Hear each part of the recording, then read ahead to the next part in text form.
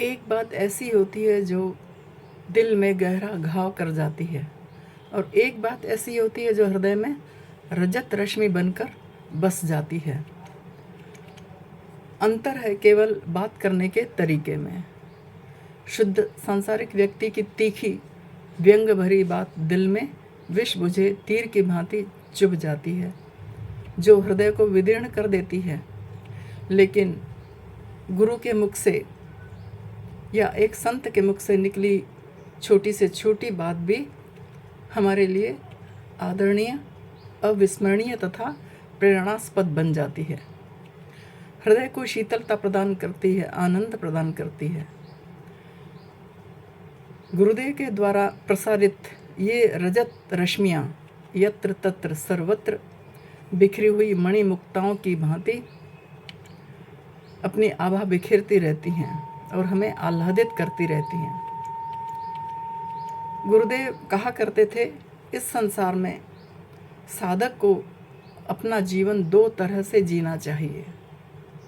एक तरीका तो यह है कि वह अपने हृदय में इस बात को दृढ़ता से धारण कर ले कि इस संसार में एक ईश्वर के अतिरिक्त या एक गुरु के अतिरिक्त उसका अपना और कोई दूसरा है ही नहीं।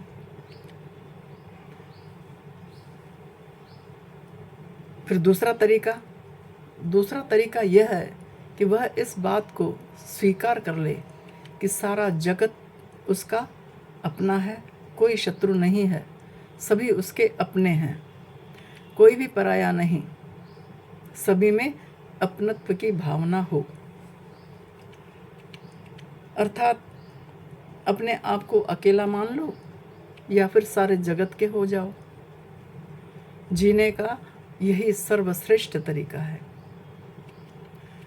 सद्गुरुदेव स्वामी शिवोम तीर्थ जी महाराज ने अपने गुरुदेव अर्थात हमारे परम गुरुदेव स्वामी विष्णु तीर्थ जी महाराज की बड़ी सेवा की थी, बड़ी लगन से सेवा की थी, अथक रूप से की थी।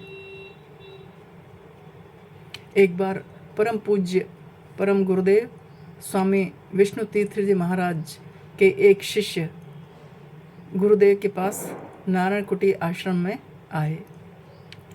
वे गुरुदेव का बड़ा आदर करते थे। वह शिवम तीर्थ महाराज जी को भी गुरु तुल्य मानते थे।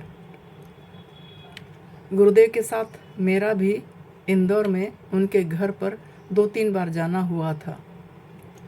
एक बार नारायण कुटी में जब वे गुरुदेव के दर्शनों के लिए आए तो मैं भी वहीं बैठी हुई थी।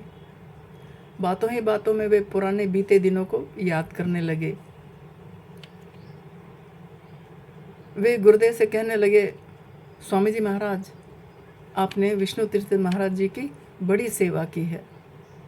बस इतना ही वे कह पाए थे कि गुरुदेव ने उन्हें आगे कुछ कहने से रोक लिया, परंतु वे तो भाव में आ गए थे। गुरुदेव की प्रशंसा में बहुत कुछ कहने को तत्पर थे। जब गुरुदेव ने देखा कि वे रुकने का नाम ही नहीं ले रहे हैं तो गुरुदेव वहाँ से उठकर अंदर दूसरे कमरे में चले गए। तब वे साधक हंसकर मुझसे कहने लगे, स्वामी शिवम तीर्थ जी महाराज कभी भी अपनी प्रशंसा सुनना नहीं चाहते, हर बार वे ऐसा ही करते हैं। मैं सोचती रही कि आज के इस युग में लोग अपनी प्रशंसा सुनने के लिए बड़े उत्सुक रहते हैं और विशेष प्रयत्न भी करते हैं अपनी प्रशंसा व प्रतिष्ठा को दिखाने के लिए, सुनाने के लिए।